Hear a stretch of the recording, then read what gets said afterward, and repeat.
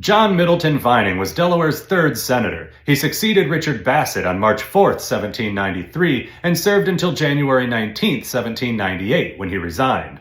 Vining was born in Dover, Delaware, and his parents both died when he was young, so he was raised by his godfather, future founding father Caesar Rodney. Vining became a lawyer in 1782 after studying under future Senator George Read, and he set up his practice in Dover. Later, he was elected to the Continental Congress, then to the Delaware General Assembly. When the newfangled Constitution went into effect in 1789, Vining was elected to be Delaware's one and only congressman in the House of Representatives. Technically, he served in the House for 4 years, but actually, while he was back home in Delaware during the 1792 recess, he was elected to the state Senate. So he just did that instead of going back to Philadelphia for the final session of the Second Congress. He didn't resign from the House, he just skipped the rest of his term. Then, while he was serving in the Delaware Senate, that legislature elected him to the United States Senate, so he left early to get to Philadelphia by December. He didn't resign from the state Senate, he just skipped the rest of his term. So, officially, he was a representative from March 4th, 1789 to March 3rd, 1793, and then his Senate term started right away on March 4th, 1793.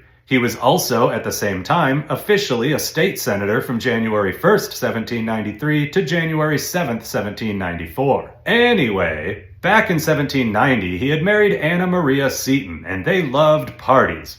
Not like ragers, but, 1700s parties. Fancy-like. And on January 19th, 1798, he resigned from the Senate. There was no official reason, but my guess is that all he wanted to do was stay home and host parties. And for a couple years, that's exactly what he did. But the good times ended on September 8, 1800, when Anna Maria died. John's love of parties quickly spiraled into self-destructive alcoholism, and he drank away his entire fortune. He ultimately died at the age of 43 in February of 1802, with nothing to leave his 4 sons, ages 3, 5, 7, and 10. He was so forgotten that we don't even know the exact date he died, and he was buried in an unmarked grave.